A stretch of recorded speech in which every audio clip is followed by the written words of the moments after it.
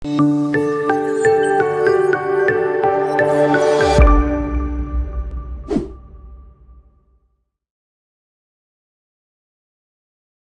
sahabat Videonesia, 100 tahun sebelum keruntuhannya, Kekaisaran Aztec mengalami reformasi dalam bidang kepercayaan.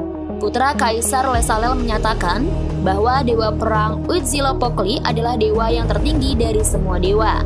Sejak itu, suku Aztec hidup untuk melayani dewa perang.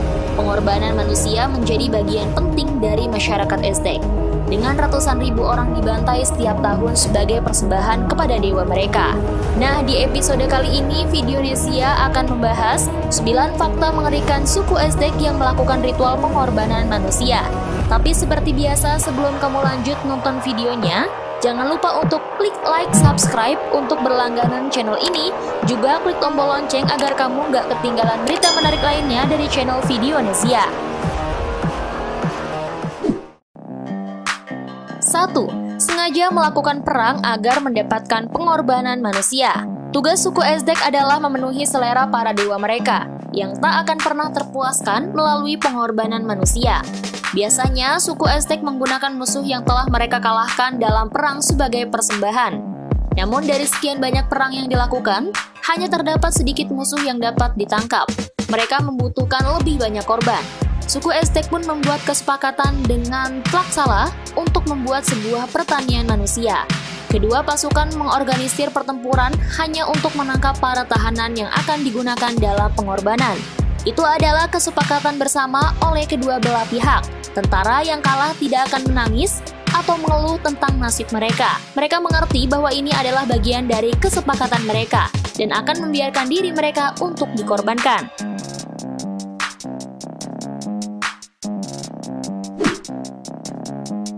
2. Beberapa orang menjadi sukarelawan untuk dikorbankan. Bagi mereka, menjadi korban manusia untuk para dewa adalah suatu kehormatan. Bahkan ketika Spanyol datang dan mencoba untuk membebaskan para korban, beberapa marah karena merasa telah dijauhkan dari kematian yang terhormat. Beberapa orang bahkan mendaftar dengan penuh semangat karena menginginkan kematian yang terhormat bagi dewa-dewa mereka. Secara tradisi, seluruh kelompok pelacur bersedia mendaftar agar dikorbankan untuk Dewi Cinta. Selama musim kemarau, beberapa suku Aztec terpaksa menjual anak-anak mereka ke dalam perbudakan seharga 400 bulir jagung. Jika anak-anak tidak bekerja dengan baik, mereka bisa dijual lagi. Dan jika seorang budak sudah dijual 2 kali, mereka bisa menjadi hadiah untuk para dewa.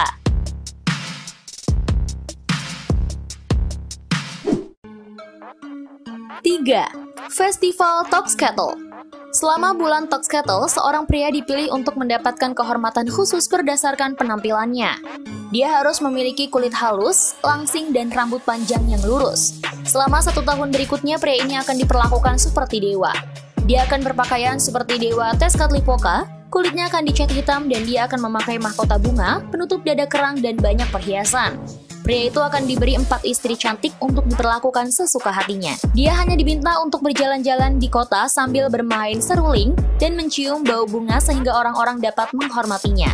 Ketika 12 bulan telah berlalu, dia akan berjalan menaiki tangga piramida besar, lalu menghancurkan serulingnya saat sampai ke puncak. Sambil disaksikan oleh para pengikutnya, seorang pendeta akan membantunya berbaring di atas altar panjang yang terbuat dari batu, kemudian mengeluarkan jantungnya dari dalam tubuhnya. Setelah itu mereka akan memilih Tezcatlipoca baru dan memulai semuanya dari awal lagi.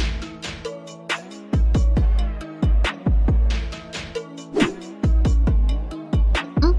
Prosesi pengorbanan manusia. Biasanya, seorang korban akan dibawa ke puncak piramida besar dan dibaringkan di atas batu pengorbanan. Seorang pendeta akan berdiri di dekatnya, memegang pisau yang terbuat dari kaca vulkanik. Pisau itu akan ditusukkan ke dada korban, membukanya dan mencabut jantungnya yang masih berdetak. Pendeta itu akan mengangkat jantung tersebut tinggi-tinggi agar bisa dilihat oleh semua orang. Lalu ia akan menghancurkannya sampai berkeping-keping di atas batu pengorbanan.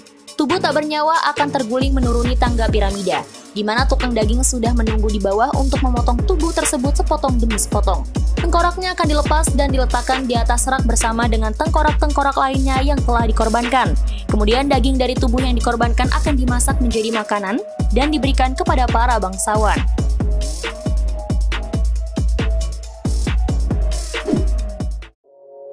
5. Menikmati daging kurban manusia.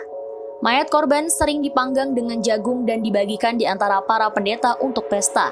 Di lain waktu, mayat tersebut cukup disajikan untuk seluruh kota dan setiap orang yang hadir akan mengambil bagian dalam aksi kanibalisme tersebut. Tulang-tulang itu kemudian dibuat menjadi peralatan rumah tangga, alat musik, dan senjata. Setidaknya satu hidangan yang mereka gunakan dalam upacara ini masih ada sampai sekarang, yaitu pozole. Pada masa suku Aztec, pozole adalah sup yang dibuat dari paha tahanan yang dikorbankan dan disajikan kepada kaisar. Saat ini hidangan tersebut dibuat dengan daging babi, bukan daging manusia.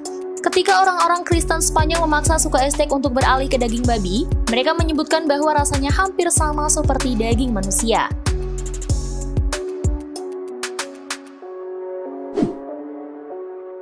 6. Pengorbanan di tengah peresmian piramida besar. Tidak semua pengorbanan itu normal, ada saat-saat luar biasa ketika berbagai hal dilakukan secara berbeda. Terkadang metodenya berbeda, di waktu lain perbedaannya hanya dalam hal jumlah semata. Pengorbanan yang terbesar adalah selama rekonsiliasi piramida besar Tenochtitlan.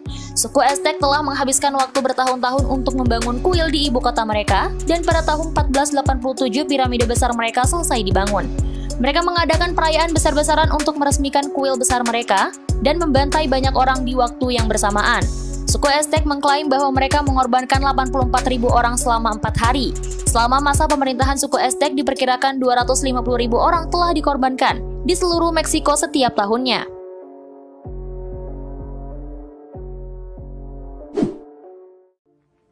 7. Festival Menguliti Pria. Salah satu festival Aztec yang paling mengerikan adalah Tlaquepahualistli, Festival Menguliti Pria. Festival ini adalah upacara yang didedikasikan untuk dewa Aztec, Toltec yang namanya berarti yang tercela. 40 hari sebelum festival, seorang pria diberikan kehormatan untuk berpakaian seperti the Flat One. Dia ditutupi bulu merah, perhiasan emas, dan menghabiskan 40 harinya layaknya seorang dewa. Kemudian pada hari festival, dia dan 8 peniru dewa lainnya dibawa ke puncak kuil dan dibunuh. Para pendeta menguliti tubuh orang-orang yang dikorbankannya layaknya tanaman yang melepaskan kulitnya. Kulit itu kemudian diwarnai kuning agar terlihat seperti emas. Beberapa kulit diberikan kepada para pendeta yang akan menari sambil memakainya. Kulit lain akan diberikan kepada para pria muda yang menghabiskan 20 hari hanya untuk bergantian mengenakan mantel kulit manusia yang sudah longgar.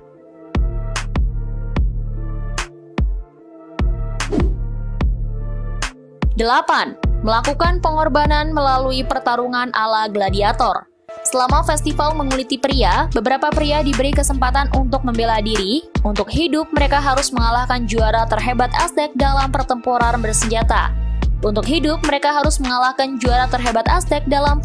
bersenjata. Yang kemungkinan untuk menangnya sangatlah kecil. Para prajurit yang akan dikorbankan dibawa ke sebuah batu bundar yang disebut Temalakatl. Mereka diizinkan membawa senjata kayu yang tidak lebih seperti sebuah mainan sambil memegang tongkat yang diruncingkan seperti pisau. Orang-orang ini menyaksikan juara terhebat Aztec keluar. Menurut legenda Aztec, seorang pria bernama Luical berhasil selamat dari pertempuran. Dengan bermodalkan pedang kayu, ia membunuh 8 prajurit Aztec yang bersenjata lengkap. Suku Aztec sangat senang dan menawarkan untuk menjadikannya komandan pasukan mereka. Namun bagi Luical, tawaran mereka ke depannya merupakan sebuah penghinaan. Luical dimasukkan untuk nasib yang jauh lebih besar. Dia harus dikorbankan untuk para dewa.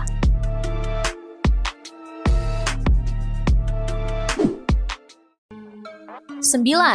Kematian bagi anak kembar.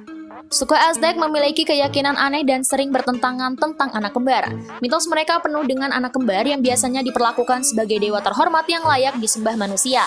Anak kembar muncul dalam cerita mereka sebagai pembunuh monster, pahlawan, dan bahkan pencipta dunia.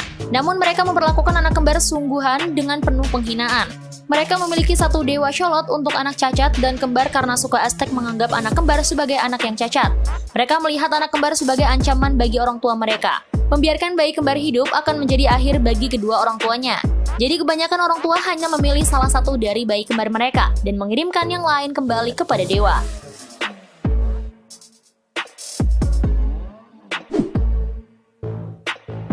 Nah, itu tadi 9 fakta mengerikan suku Aztec yang melakukan ritual pengorbanan manusia. Aduh, ngeri banget ya. Kalau menurut kalian bagaimana nih? Jika kalian punya informasi menarik lainnya, tulis di kolom komentar ya. Sampai jumpa di video berikutnya.